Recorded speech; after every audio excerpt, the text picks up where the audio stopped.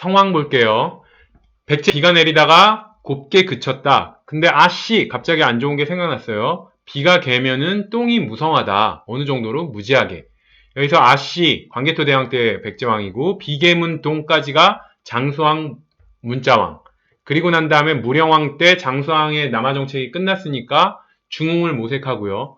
성왕 때가 되면은 수도를 옮기면서 좀 더 백제를 좀 잘 키워보기 위해서 노력한 왕이 성왕입니다.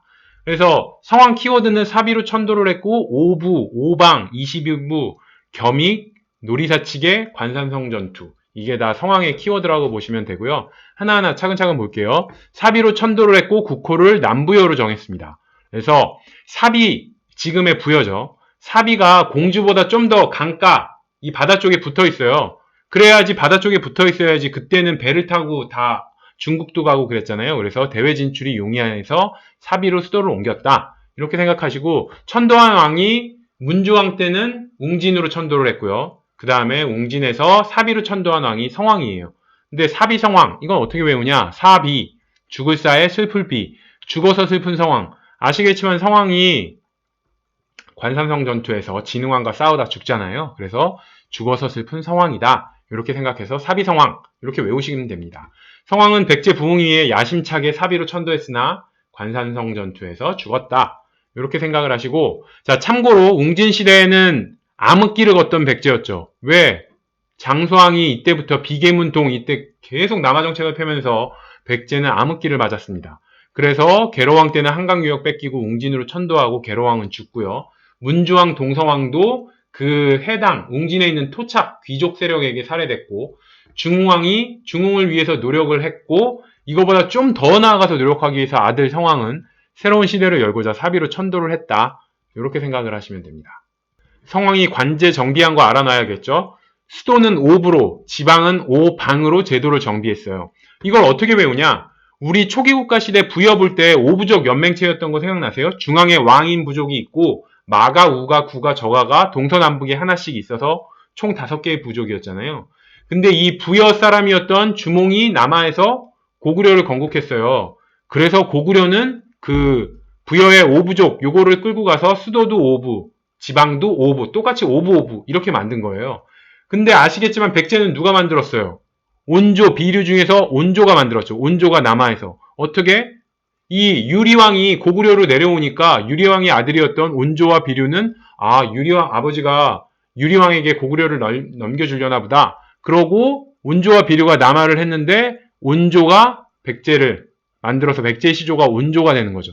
그래서 백제도 결국은 부여와 같은 혈통이다. 그래서 부여의 오부족을 그대로 따오는 거예요. 그래서 중앙은 오부로. 근데 고구려가 오부인데 똑같이 따라하면 좀 존심이 상하니까 중앙은 오부 똑같이 하고 지방은 오방으로 했다. 그래서 성왕 때 바로 수도는 오부로 지방은 오방으로 했다. 이렇게 성왕 때 이런 업적이 있다. 요거 알아놓으시고 신라는 육부오주예요. 똑같이 따라하긴 또 뭐하니까. 그리고 신라는 6개 부족으로 이루어진 나라였거든요. 그래서 6개 부족이었기 때문에 중앙은 육부로 지방은 5주로 조금 바꿨다. 뭐 이렇게 생각하시고 중앙 관서는 22부로 이루어져 있다. 여기서의 부는 우리가 지금 알고 있는 우리 지금 국가 부처 있죠. 기재부라든지 국토부라든지 이런 중앙 관서가 이 부처, 중앙 부처다. 행정기관을 22부로 만들었다. 자, 22부에서 우리 알아둬야 될 게 아버지 무령왕은 뭐 했어요? 지방의 22담로, 지방 귀족 그 토착 세력 때문에 막 왕이 살해되고 그러잖아요. 그러니까 무령왕은 지방을 감시하기 위해서 지방에 22담로의 왕족이나 자기가 믿을 만한 신하를 파견했죠. 무령왕. 근데 아들인 성왕은 22, 이 숫자는 따와서 중앙에다 22부라는 행정관서를 설치했다.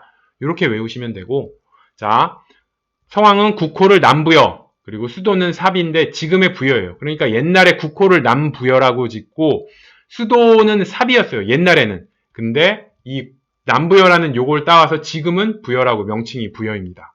그리고 암기 두 번째, 천도 후에 성왕이 관제를 정비했다고 그랬죠. 수도는 오부, 지방은 오방, 중앙관서 22부, 국호는 남부여, 수도는 부여.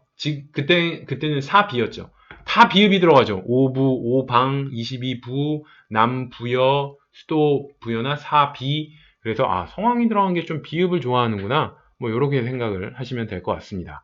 자, 계로왕이 죽고 나서 한성을 뺏겨서 문조왕은 경황 없이 웅진으로 천도했죠. 그때는 뭐 타의에 의해서 자기 의지와 상관없이 수도를 옮겨야 되는 상황이었어요.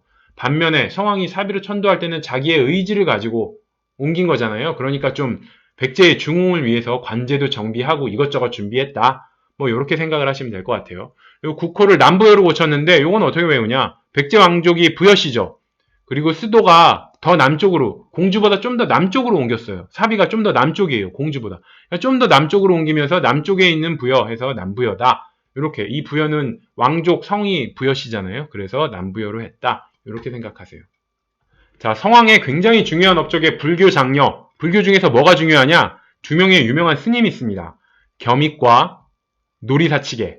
이거예요. 그래서 승려 겸익을 등용을 해서 불교를 중흥시켰어요. 백제에 그 불교를 진흥시켰는데, 그래서 우리가 알아야 될 건 겸익, 노리사치계가 성황 때 스님이구나. 이걸 아셔야 되고, 첫 번째로. 두 번째로 노리사치계는 이름도 일본 느낌 나잖아요. 노리사치계. 일본 느낌 나잖아요. 그래서 일본 느낌 나는 이 노리사치계라는 스님을 일본에 보내서 일본의 불교를 전해준 거예요. 그러니까 일본은 불교를 어디서 받아들였냐? 선진국인 백제가 불교를 전파해줘서 일본도 불교라는 걸 알게 된 거예요. 굉장히 의미가 있겠죠. 일본에게 우리가 문물을 전수해 준 거니까. 그래서 시험에 잘 나오니까 알아놓으셔야 됩니다. 자, 두 명의 스님 성황과 연결시키기 위해서는 성황은 성질난 왕이죠. 여러모로 성질난 일이 많았어요. 진흥왕의 배신 때문에도 성질났고 여기 스님 이름 때문에도 성질이나. 성황 때는 어떤 스님이 있었냐? 겸익. 이게 원래는 이게 이제 겸손함이 넘친다 이런 얘기인데 실제 한자는 우리는 암기를 위해서 겸익. 이익을 겸한다. 스님이면서도 이익을 겸해. 스님이 이익을 겸하면서 자기가 불교 활동을 하는데 이익을 겸하니까 성황이 성질 나겠어요? 안 나겠어요? 당연히 성질 나죠. 그래서 성황은 성질 났다. 왜? 겸익. 이익을 겸하니까. 그래서 겸익은 성황 때다. 그리고 노리사치계. 이거는 일본 느낌 나서 일본의 불교를 전파한 사람이다. 이렇게 외우라고 그랬죠. 근데 이거 글자 하나하나 해석해보면 놀이가 놀이에요. 플레이. 놀다. 놀이. 노름. 뭐 이런 거겠죠. 그러니까 이 스님이 놀이를 너무 좋아해가지고 놀이에다가 돈을 팡팡 쓰면서 사치를 해. 그게 바로 놀이사치죠. 놀이하는 거에 사치를 한다. 성황이 성질 나겠어 안 나겠어요? 스님이 놀기만 좋아해가지고 놀이에다 돈을 팡팡 쓰면서 사치하니까. 그래서 놀이사치계 때문에도 성질 났다. 이렇게 생각해서 겸익과 놀이사치계는 성황 때 스님이다. 이렇게 외워두세요. 그리고 진흥왕의 배신 봐야겠죠.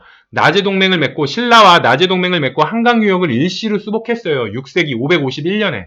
그러니까 이때만 해도 고구려가 이제 힘이 약해진 거야. 광장문, 문자왕까지의 왕이 지나고 난 다음에 고구려가 힘이 좀 약해지니까 신라 진흥왕과 나제 동맹을 맺어서 한강 상류는 신라가, 하류는 백제가 차지를 했어요. 근데 아시겠지만 하류가 바다와 만나는 지점이 하류잖아요. 그래서 하류, 이 바다, 서해바다 있는 데를 백제가 차지를 했어. 근데 그 서해바다가 왜 중요해요? 중국과 연결하는 중국과 연결할 수 있는 통로잖아요. 그래서 중국과 통하는 하류가 탐난 진흥왕이 한강 하류를 차지합니다. 그러면서 나제 동맹이 깨지게 되는 거죠. 그러면 성왕이 어떻게 죽느냐?